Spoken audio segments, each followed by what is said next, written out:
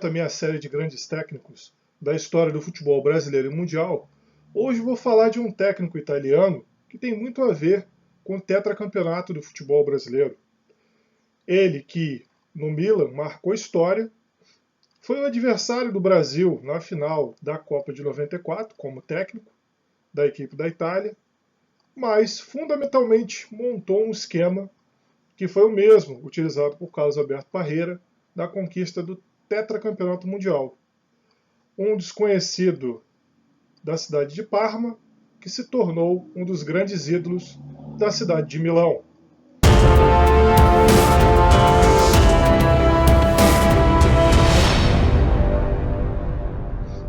Bem, gente, no vídeo de hoje eu vou falar, como eu havia prometido no meu último vídeo a respeito do técnico Cuca, falar de um técnico italiano que tem muito a ver com o futebol brasileiro. Estou falando de Arrigo Sacchi, que nasceu dia 1º de abril de 1946, foi técnico das divisões de base do Cesena, do Rimini e também da Fiorentina, onde teve um certo destaque, mas destacou o seu trabalho mesmo dirigindo a equipe do Parma.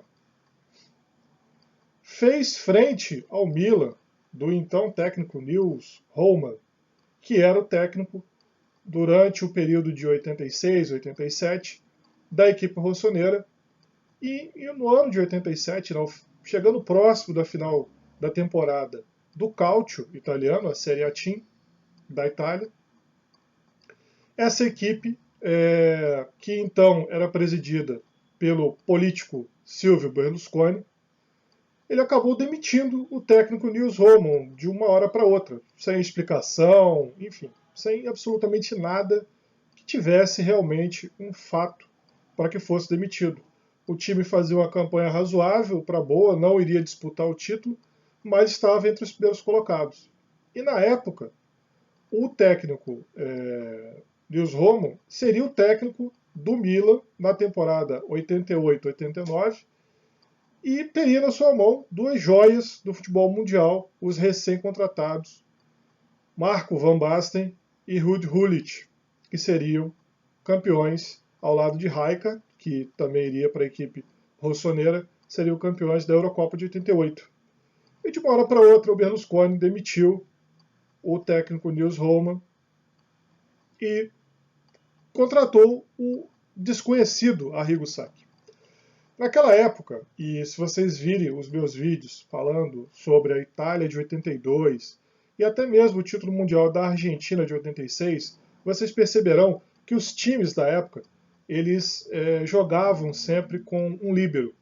Eles jogavam com uma linha de 3 zagueiros, um líbero atrás desses 3 zagueiros, então um jogador que tinha a função de avançar e de recolher a sua posição, e uma linha de 4 jogadores à frente, com 2 pontas, e um meio atacante e um centroavante. Basicamente, os times da Europa jogavam assim, alguns times sul-americanos também jogavam dessa maneira, principalmente os times argentinos. E o Sacchi jogou tudo isso por terra. Foi muito criticado pelo esquema tático que ele montou, mas foi campeão da Copa dos Campeões, né? Atual Liga dos Campeões, né? Champions League, que na época era a Copa dos Campeões. Vencendo numa semifinal a equipe do Real Madrid, de Butragueño, Hugo Sanches e Mitchell, pelo placar de 5-0 dentro do Santiago Bernabéu. Foi a final contra o Steaua Bucareste, naquela temporada 88-89. Foi a final contra o Steaua, que na época tinha um grande time, o Steaua Bucareste, que tinha sido campeão 3 anos antes, em 86, quando tinha o Belodedic, enfim, o Dumitrescu, e o time se montou e continuou forte, tendo ainda o Belodedic, tendo o Petrescu, o Popescu, e o George Hagi, que foi um dos grandes jogadores da história da Romênia e também do futebol europeu. Camisa 10, um baixinho canhoto, habilidosíssimo. Teve muito destaque jogando pela equipe do Barcelona, que a camisa está aqui atrás de mim, e também pela equipe do seu país, a Romênia. Venceu o Steaua por 4-0 na final.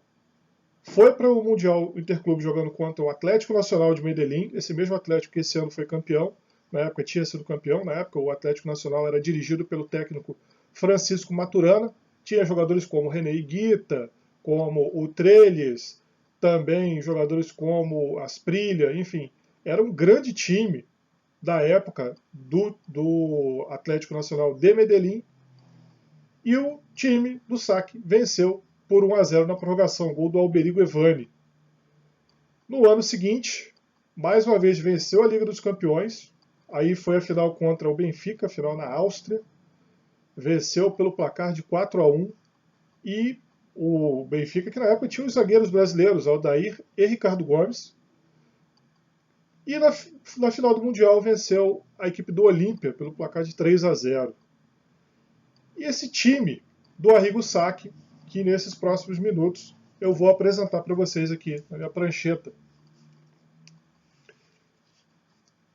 Por que eu disse que tem muito a ver com o tetracampeonato do Brasil? Porque o Brasil, tetracampeão mundial, jogava exatamente dessa maneira.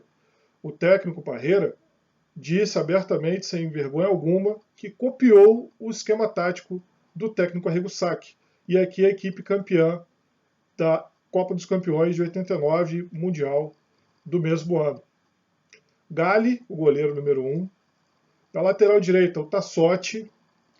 Baresi e Costa Curta na zaga. Aí a diferença, os times italianos jogavam dessa forma, com 3 zagueiros e um líbero. Era assim que os italianos gostavam de jogar. E com esse jogador aqui mais atrás, um meio atacante e um centroavante. O Sacchi botou tudo isso por terra, adiantou o Baresi, fez uma linha de 4 jogadores aqui na sua defesa, deixou sua defesa mais composta, mais robusta, e automaticamente o seu ataque também mais próximo. Costa Curta e Baresi na zaga, e na lateral esquerda o Paolo Maldini. Meio de campo com Carlo Ancelotti, atual técnico aí bem conhecido, foi técnico do Real Madrid há um tempo atrás. O Rijkaard, Frank Rijkaard, do primeiro dos 3 holandeses, né? Essa equipe que era a equipe dos 3 holandeses. A Inter de Milão na época era a equipe dos 3 alemães, que eram Matheus, Elmer e também o Köhler, os 3 zagueiros. Do lado direito, o Roberto Donadoni, que hoje também é técnico, e do lado esquerdo, o Alberigo Evani. No ataque, Ruud Gullit. Aí vocês vão falar assim, não, Carpazano, é Gullit. Não. Na Holanda, o Jefferson de R. Então, é Ruud Gullit. E Marco van Basten. Para mostrar rapidinho, porque a história do Sacchi é muito rica e tive que contar várias coisas a respeito, essa equipe, quando vinha para o ataque, ela vinha com sua linha bem composta. Então, avançavam Ancelotti e Donadoni, e do outro lado avançavam o Rijkaard e também o Evani. Esses 2 pontas chegavam à linha de fundo alternadamente. Um deles sempre se juntava aos atacantes. E tinha sempre 2 meias centrais armando o jogo. O Ancelotti, que não era volante de origem, era um meia central de origem. E também o Rijkaard, que era um segundo volante, na verdade, não era um volantão. E sempre quando chegava também a defesa com os laterais. A zaga, a sobra da zaga era feita com o lateral. Então o Tassotti, que era um lateral que apoiava menos, geralmente ficava para poder fazer esse apoio. Observem que o time jogava muito próximo um do outro. Os jogadores jogavam muito perto um do outro. Isso aqui foi uma forma de você abolir os volantes, marcadores, os cabeças de bagre do futebol atual. O Arrigo Sacchi, com isso daqui, ele acabou dando ao Brasil também essa variação tática, essa observação que ele fez, né, com Dunga e Mauro Silva, que logicamente não tinham a capacidade técnica de Ancelotti e Rijkaard. Mas o Dunga tinha a função do Rijkaard, que era a função do lançamento longo, e o Mauro Silva de carregar a bola, como fazia o Carlo Ancelotti. Tecnicamente não dá para comparar, mas foi uma forma de jogar. O Evani tinha uma jogada muito forte pelo lado esquerdo, junto com o apoio do jogador camisa 3, que era o Paolo Maldini, e do lado direito o Donadoni geralmente jogava sozinho. O Tassotti não era de passar muito, era mais um zagueiro lateral, mas com a velocidade que tinha esse jogador, ele acabava compondo muito bem e também atacando, dando opções. O Arrigo Sacchi atualmente ainda está vivo, tem 70 anos mais ou menos, ele está com 70 anos esse ano ele completou 70 anos. e vive em Parma, sua cidade onde ele começou, apareceu de fato para o futebol e largou de vez o futebol. Mas escreveu sim seu nome como um dos grandes técnicos do mundo, sendo 2 vezes campeão mundial pelo Milan, Interclubes, e vice-campeão mundial pela equipe da Itália, contra o Brasil naquela final, que foram para os pênaltis em 94. Gostou do vídeo? Então, curta, compartilhe, se inscreva no canal. Muito obrigado a todos e até a próxima!